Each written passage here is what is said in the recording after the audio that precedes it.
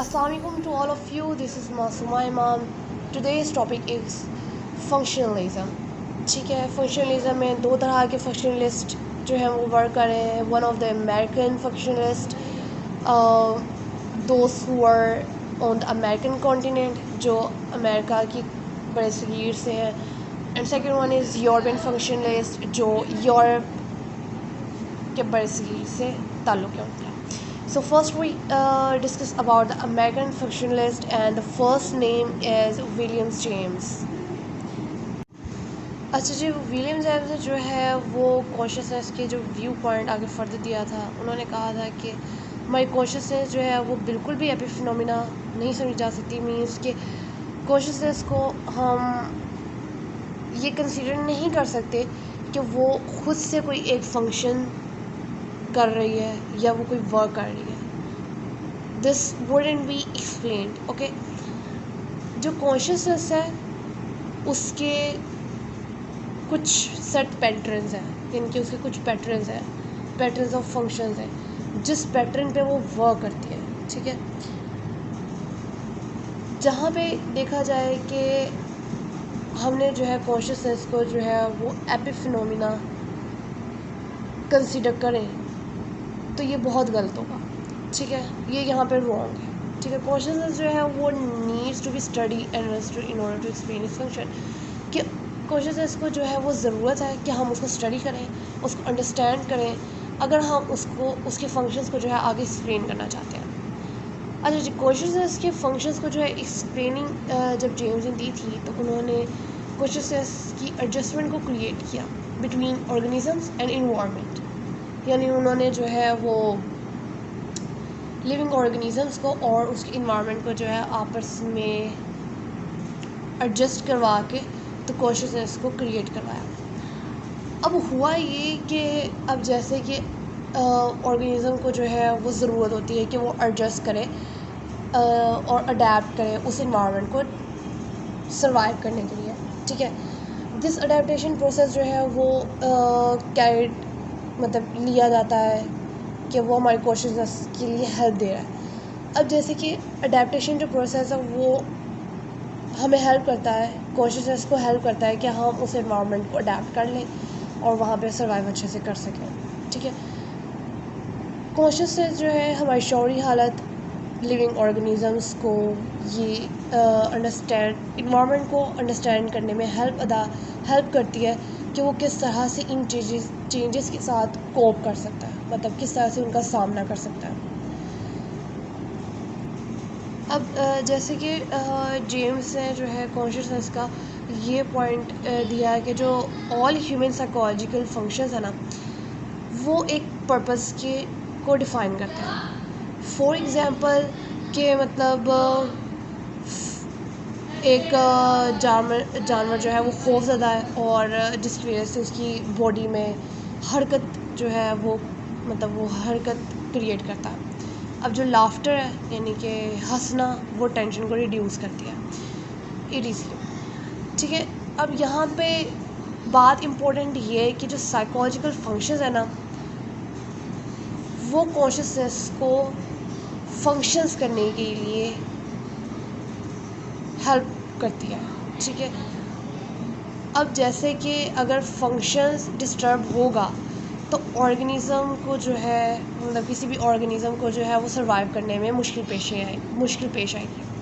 अब जैसे कि जेम्स ने कहा कि स्ट्रक्चर ऑफ कॉन्शियसनेस को स्टडी करने की बजाय, उस पर फोकस करने की बजाय साइंटिस्ट को चाहिए कि वो फंक्शंस ऑफ कॉन्शियसनेस को स्टडी करें.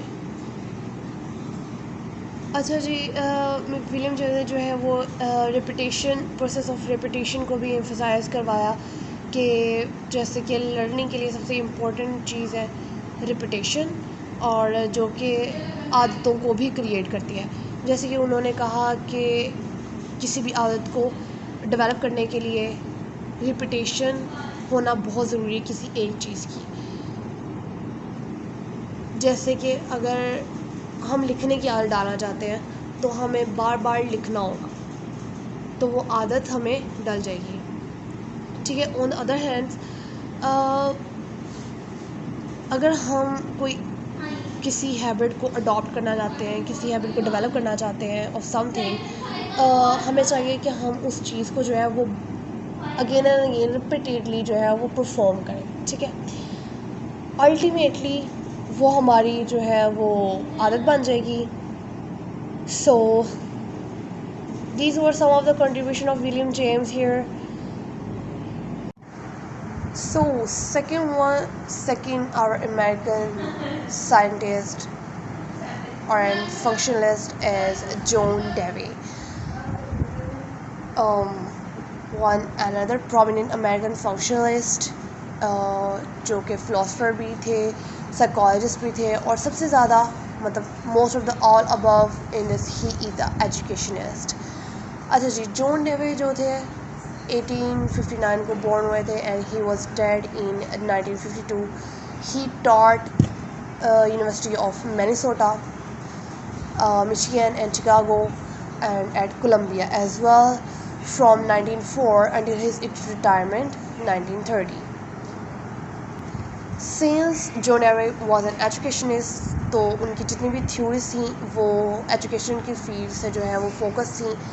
اب جیسے کہ ڈیوے نے جو فارورڈ جو ایجوکیشن ویو تھا وہ یہ دیا تھا, مطلب موسٹلی چلڈرن کو پرٹیکولرلی ذہن میں رکھ کے دیا تھا. اب جیسے کہ اکارڈنگ ٹو ڈیوے کہ جتنے بھی جو بھی نیڈز ہیں چلڈرنس کی وہ بیسڈ کی جانی چاہیے ایجوکیشنس میں, لائک دس کہ جو چلڈرنس ہیں ان کی ڈفرینٹ نیڈز ہوتی ہیں ان ڈفرینٹ ایجز. ٹھیک ہے, جو ایجوکیشن سسٹم ہے ان کو اسٹرانگلی کنسنٹریٹ کرنا چاہیے ان نیڈس کی انڈرسٹینڈنگ پہ, اور ان نیڈس کو جو ہے وہ ایڈجسٹ کرنا چاہیے.